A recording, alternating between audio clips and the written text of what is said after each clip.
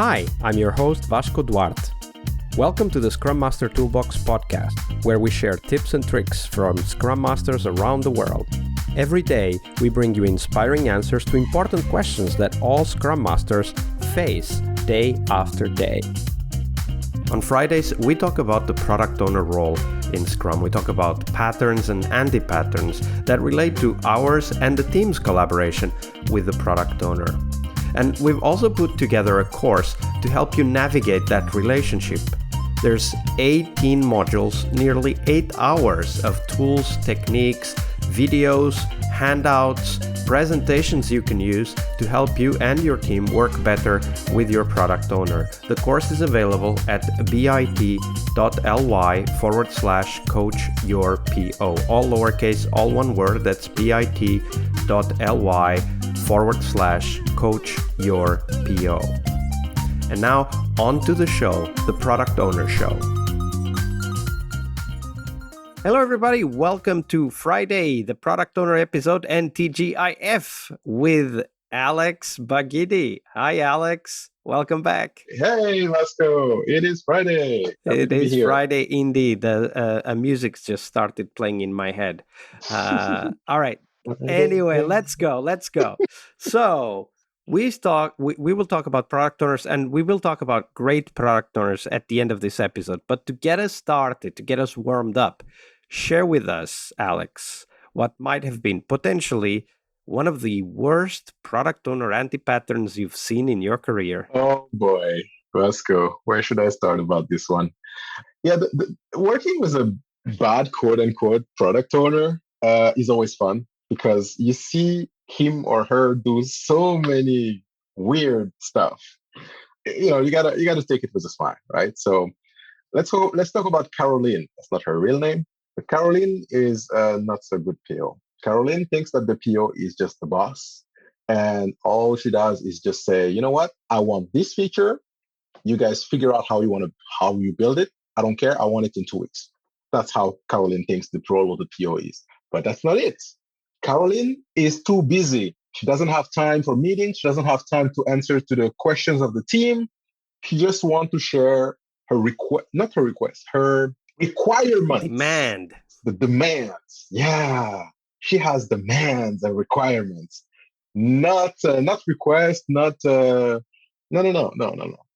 She wants stuff to be delivered.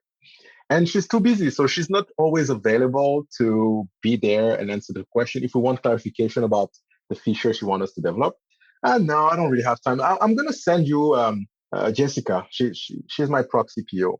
But the thing is, she has not just one proxy PO. She has 3 proxy POs. One for the front end, one for the back end, and one for the integration. That's amazing. Wow. That's super team, right? So, of course, the 3 proxy POs don't have any decision power. They have, at the end of every day, every week, to go back to Caroline and explain, okay, yeah, we're working on this. This feature is working well. It's moving on well or not. But they felt useless. Those 3 people felt useless. They were competent. They were really competent. They know their job. They know the field. They know what they were doing, but they could not decide on the order in which those features were supposed to be delivered. They had to always turn to Caroline and ask, okay, what should we do now? So at the end of the day, Caroline was a bottleneck. She was a single point where you have to go if you want to do anything. So this is what happened at the end. Our 3 plus CPOs, they all quit 1 year later. And funny story, they all quit the same day. Poor Caroline. Oh my. Yeah, they did. They all quit the same day. So imagine my surprise when I get to the office and the manager was calling me saying, okay, Alex, do you know what happened yesterday? All 3 proxy POs quit. Wait, what? So yeah, it happens. How do you help the team in that situation? Oh boy. The team wasn't surprised because they were really in contact with those proxy POs because they built a relationship with them because they were available. They were there to answer and to help or to try at least to help. So they were sad, but they were happy for the proxy POs who left because they knew what they were going through with Caroline. So I tried also as a Scrum Master to help Caroline understand that Maybe there are other options. Can you spare some time to work with the team? Can you try to do this? Like I tried within that time frame to coach her, to help her understand what her role is really about. But it wasn't easy. When the mindset is not there, it's not easy for someone who doesn't want to change to make them change and try something else. That wasn't an easy task. So did you also end up quitting? That the story will not tell. But this is a true question that many Scrum Masters out there are probably asking themselves right now, right? Like, okay, this is all going down the drain. The PO doesn't really understand what their work is. They just got the proxy POs fired, or the proxy POs quit, like in your story. I'm left alone with the team and a PO that just wants to drop in, Doesn't work. tell me what to do, and then disappear. Like, it's a valid question, right? Like, it is a very good question. Before I quit, because I ended up quitting a few months later because I found something else, of course. But before that, I worked with the team to understand what was going on, because there are stuff that I had no idea about, but also with the organization. As a Scrum Master, you don't work just with your team, your developers, or your conceptors and the PO. You also work with the organization, meaning management, leadership. So I kind of knew that thing might happen. So I already spoke with the manager, and they were not at the same level or in the same organization, my boss and the PO. So some discussions had to happen to do we had to do a retrospective about that event, because it's a traumatizing event. A retrospective with the team, but also with the management and Caroline, to say, okay, hey Caroline, what did you learn from this? Is it going to happen again? of course, eventually she didn't, because you left. So that kind of tells There the you go. story. All right. So now we want to hear a better story, a happier story. We're going to focus, of course, on the best product owner you've ever worked with. Describe them for us, Alex. Sure. Another lady, I'm going to name her Daniela. Young lady in her 40s, has experience in the company. She's a great analyst. She understands the field. She's a subject matter in her field, but she's also really empathetic. She takes the time to listen and understand what's going on before acting. What I noticed about Daniela, we were working on a portal for a company.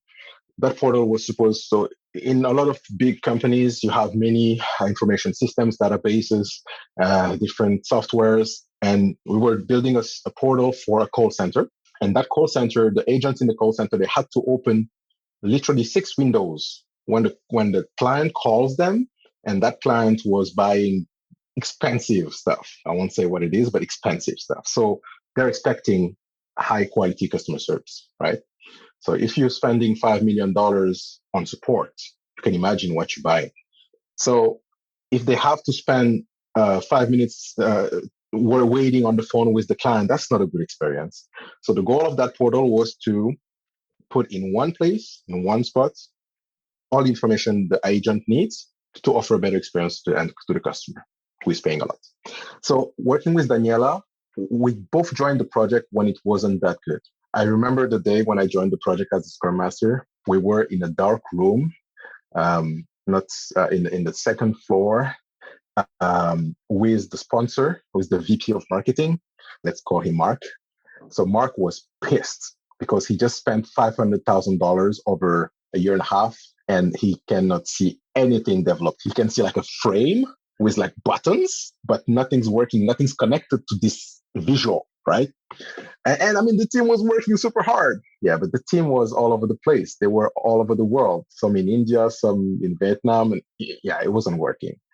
So our PMO sent us, Daniela and myself. So Daniela was picked on the business side. I was picked on the PMO IT side. And first touch point we had was, okay, we need to talk to Mark first. So Mark was in that dark room, and he was not happy. He was really mad because he said, I don't know what to say. I give you guys 6 months. If in 6 months you cannot show me something that is at least working a little bit and we can put in the hand of a customer, this project is over. And some people are going to lose their job.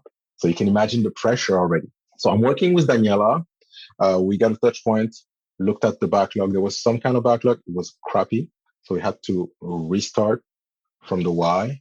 There was no UX UI done before.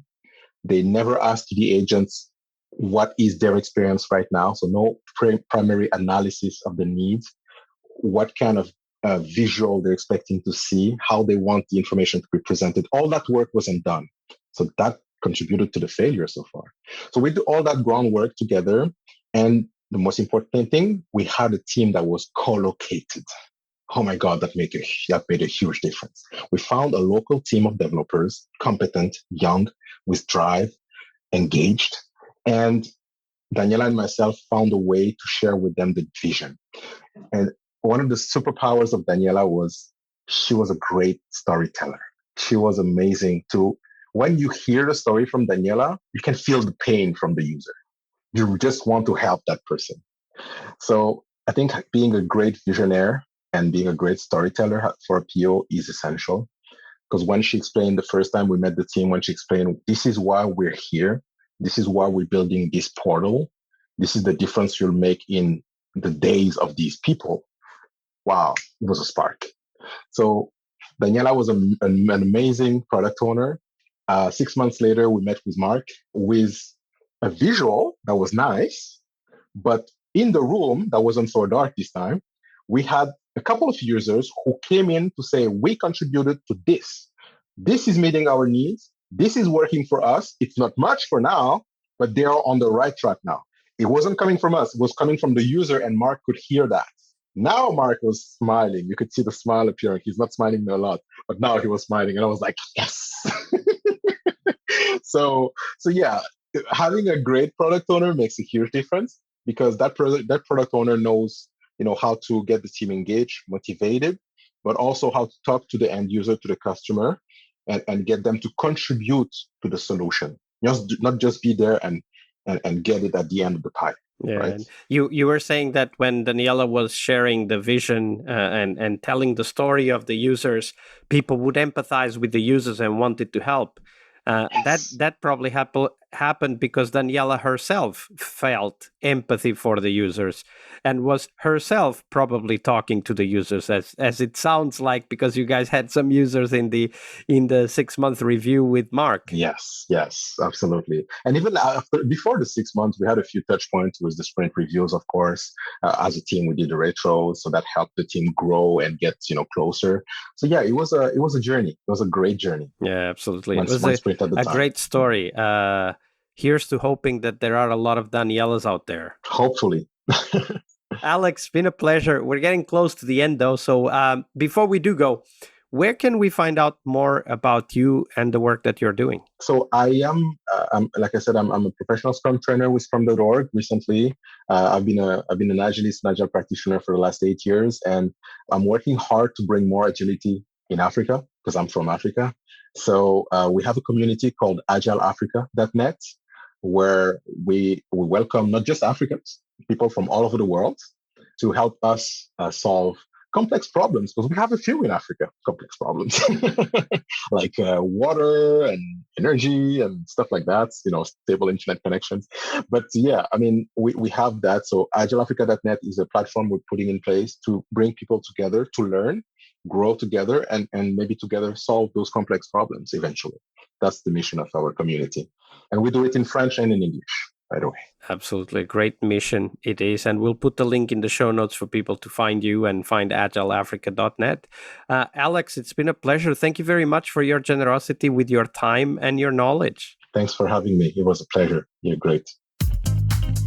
One more week of the Scrum Master Toolbox podcast is over. But there's a lot more we have to share. We have developed our own membership site where you find a community of active and engaged Scrum Masters. In this site, you get access to exclusive content and get to interact with us, your podcast hosts, as well as the best Scrum Masters in the world. Join us at scrummastertoolbox.com/podcast and keep this podcast free of advertising. See you next week for one more week full of Scrum Master tips and tricks. We really hope you liked our show. And if you did, why not rate this podcast on Stitcher or iTunes? Share this podcast and let other Scrum Masters know about this valuable resource for their work. Remember that sharing is caring.